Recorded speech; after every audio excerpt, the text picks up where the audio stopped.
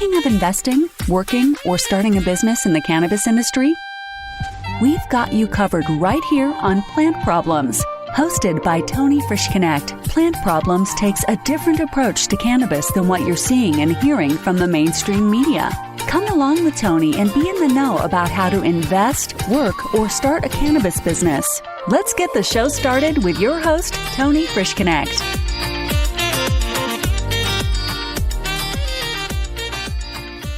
Hey everyone, and welcome to Plant Problems. This is your host, Tony Frischknecht. Oh, it has been quite the experience. I've gone through this lockdown now we're looking at close to 35 days. I know this is going to date it a little bit for the podcast, which I hear you're not supposed to do, but there has been a lot of time on our hands, and if you're anything like me, the reflection time is a big part of it. And yesterday I had some different feelings going on. I don't know what was going on with me, but I was just feeling at a low point. And that low point, I didn't really know how to deal with it. It's not normal for me.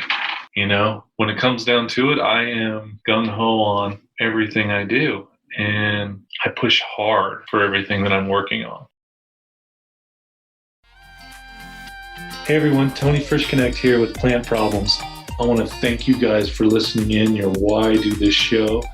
And I also want to thank you for leaving me a review, taking your precious 15 seconds of your time and spending it with me and sharing me what I do well and what I can improve on.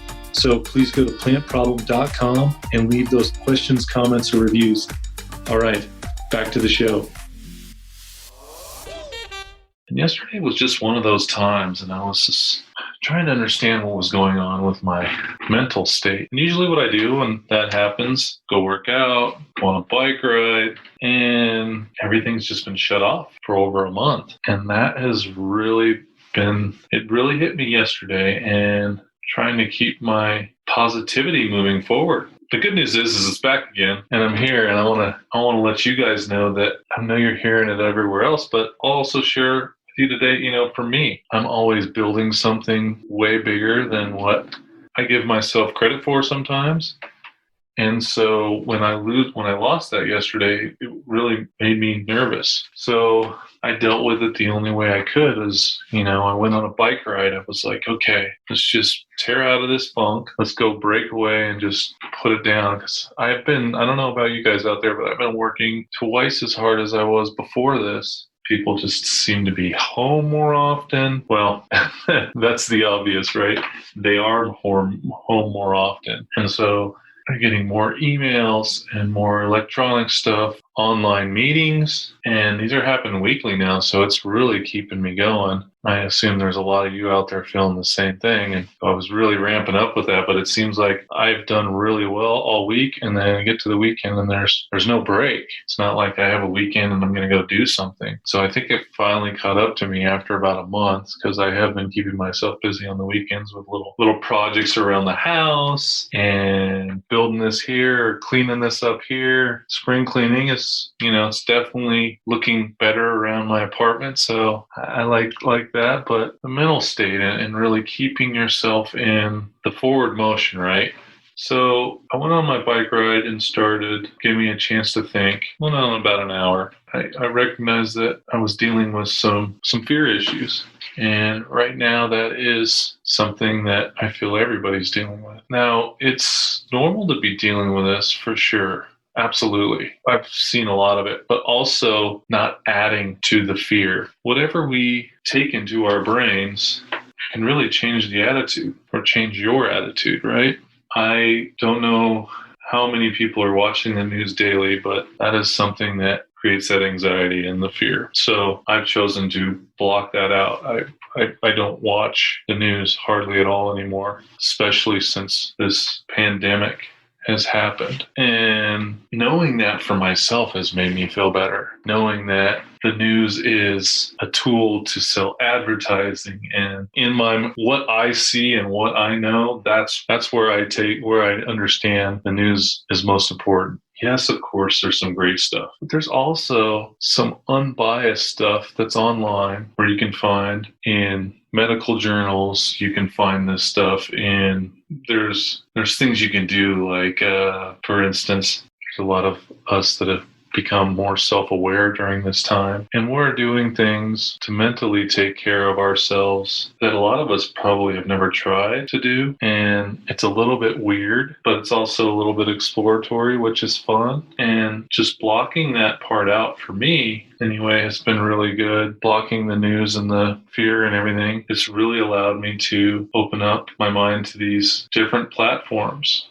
I mean, they're all over the internet now. Of course, we don't want to take them for granted, right? We want to make sure we're getting it from reputable sources. We don't want to just intake all this information that we don't know if it's true or not. And so over these last few weeks, I've really taken this more seriously. And last week I had an episode where we're talking about the body and CBD. That was the episode. And I read through the report that the FDA gave to Congress, and the way it was stated was really unnerving. I'm a cannabis guy. I'm a CBD. I mean, this is what I've done for almost 2 decades now. It's going to be close. And when you see something come out like this, it's scary. So instead of just saying, oh, FDA doesn't know what they're talking about, yada, yada, yada, I was like, well, let's look in to see what, because the big thing, you'll have to go back and listen, but I don't want to give a spoiler alert, but there was some damaging information saying that it was damaging to the liver. So I thought, okay, well, let's see, FDA, see what they're talking about. Well, I've noticed that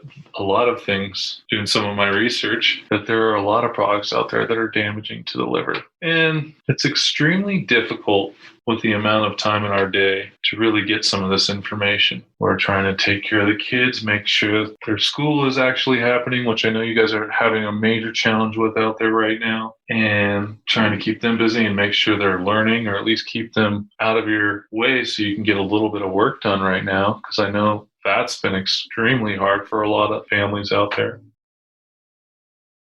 So I want to share some of the stuff that I found here in a minute. But before I do that, whatever you're taking in your body, it's so important at the end of the day. And I'm not perfect. I know that for sure. And I struggle with different things that, there's so many different, like sugar.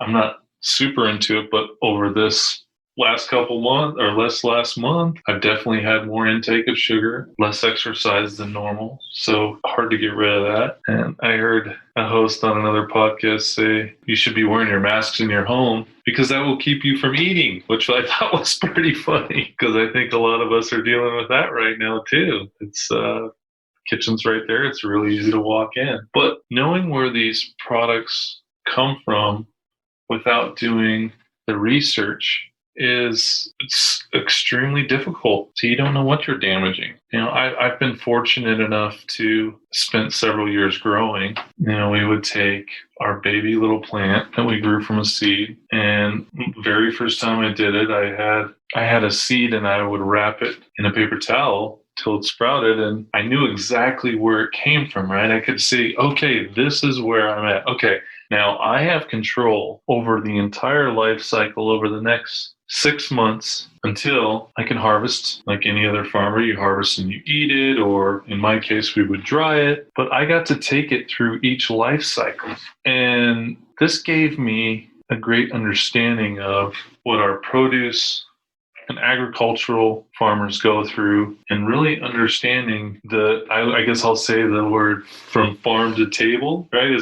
That's the right one, right? Farm to table. It's overused like crazy. And I still believe there's a lot of people that really use that name as a selling point, and they're not really following those terms, but it doesn't matter. The actual understanding of where I could see the flower for the cannabis when I finished it. I had control over the seed, and then I went from seed and went to a larger pot, and all of a sudden I was putting nutrients in it, right? I got to control those nutrients as they went in. And I know that some of you guys out there, like, I know how growing works, but I want to share this with you guys so you understand the real depth that this plant goes through, or a product goes through. Okay. So we've got all the nutrients that's going into the plant that's being uptaken by the roots, right? So the roots are pulling everything you get put in it. Same with us. Everything we put in it is going throughout our body to help our mental state, help how we feel during the day, and so on. But then there was also points where we would have nutrient deficiencies, or we would have too much nitrogen, which would affect the plant. So maybe I've been getting too much sugar and it's been messing with it. I don't know.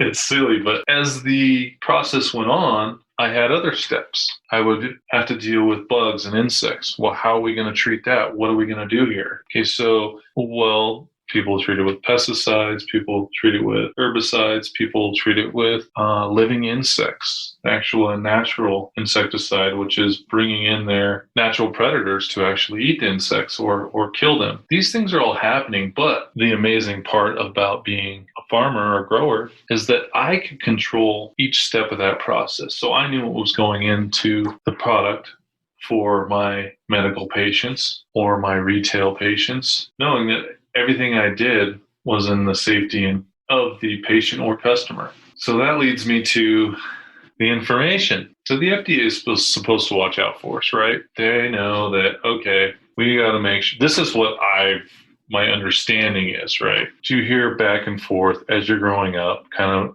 shapes your thinking. My father is into lots of different supplements. So that's what I knew growing up. And some families were, you get sick, take a pill or go get a prescription for the doctor to feel better. So I kind of grew up on I would say more of the hippie side of it, or the hippie side of natural products to help us. And I think there's definitely a balance, and all the supplements we have out there that's a whole nother story. But I wanted to do some digging and really find out what's harmful to the liver. And I found Public Health, a published journal. It's the Journal of Hepatology. This is for anyone out there that would want to search it. It's available. But acetaminophen, this is something that's been around my entire life. I'm in my early 40s. This has been around my entire life. I always knew let me rephrase that. I always heard that some of the products that this is in aren't good for you, or can be dangerous to you. Well, I thought, let's see what's damaging the liver. FDA is worried about CBD. Let's see what's up with some other products. So I went to this journal, and I'm just going to go through some of the stats here. You can feel free to, look at it online. The hard part about finding some of this stuff is these medical journals. What I found out doing this research is some of these medical journals are not easy to get. So a lot of them charge a lot of money for them, and so people don't want to spend them. Well, I was able to obtain this one, and this is what I found out. And we'll go over some of the products that this is in after we get through this. So acetaminophen causes nearly 500 deaths a year in that's in the United States, okay? So only in the U.S., as well as 100,000 calls to poison control centers. 100,000 calls. So I'm imagining we've got babies that are young kids that are taking more than they should. You probably have a lot of people with mental problems that are trying to kill themselves with some kind of pills. They're probably using this because it's in so many products.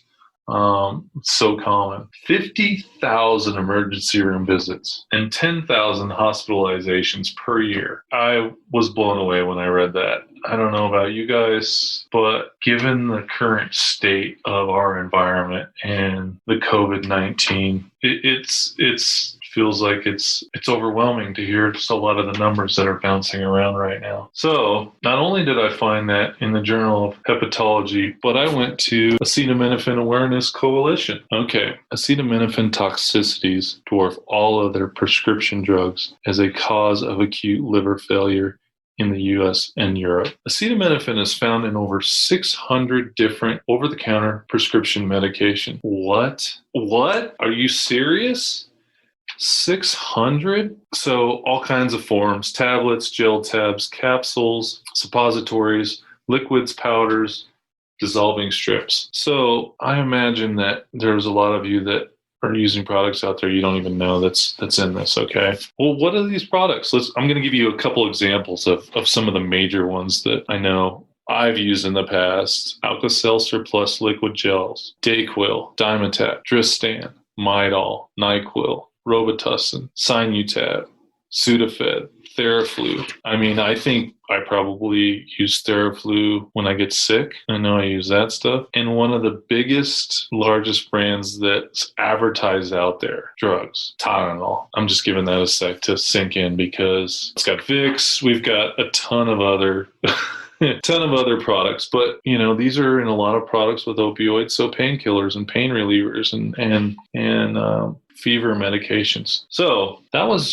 it took me some time to find the Journal of Hepatology information. But going back to the FDA and the release that CBD is damaging to the liver, we're listening to them tell us how it could be damaging, and then you look in some of these in a medical journal, published journal, and it's telling us that one of the most popular drugs in the U.S. kills 500 people a year. Well, of course, we probably, my guess is, and I can't prove this, nobody's died from CBD. Guys, I think there are multiple things we take on a weekly basis and then non-medication that hurt our liver. This is a part of being alive. It's a part of being a human. And I say this because there has been so much fear lately. Understandably, there's been a lot of recent deaths. There's been a lot of people that have been ill. But understanding the actual knowledge of what's happening, just me going through this simple exercise of let's see what else is damaging, made me feel a lot better about it. Reduced my fear of what CBD could potentially become when I start looking at some other comparable, well, I shouldn't say comparable, but other products that the FDA regulates. If you guys are scared out there right now, you guys have time on your hands, do some research. I share this with you for the reason that it's not fun to be scared of the unknown. And if it takes you guys spending an hour or two researching whatever fear you have right now of anything, whether it be breathing in the same room, having a mask on, worried about liver problems. If you are experiencing some of these fears, please take your time and be responsible for your own well-being. We look at these sources, FDA, we listen to the news, we listen to our friends, we listen to our family. And those are all great to get a point of view of what's potentially going on. But let's go back to the facts and figure out how to protect me, or audience, how do you protect yourselves out there? I feel that more and more we are becoming a nation and open to blaming others for our health or our well-being. We're not taking that responsibility on our own. We are in a free country. So there is so many opinions that we are able to hear and listen to. And just remember, at the end of the day, it's you. It's you for your mental side. It's you for your health. It's you to think clearly, to help your family. And it's up to you to work through these speed bumps that happen from time to time. So I wanted to bring you guys something a little different today, letting you know that I understand there's a lot of confusion and a lot of disruption in your world right now. So please take the time to work through your fear, because I don't want it to control you. Simple as that. It was great sharing this with you guys today. I hope it was helpful in your current situation, and it'll help me to talk to you guys a little bit too. I want you guys to please let me know if there's anything that I can help you out with, or any questions or concerns you might have. What I shared with you is all public knowledge. You just have to spend a little bit of time to look for it. I also want to thank you guys for visiting plantproblem.com and taking your precious time out of your day to let me know what you're enjoying about the show and what you'd like to hear. So please go to plantproblem.com. Check it out there. I've got all my episodes there. Got some great information share with you.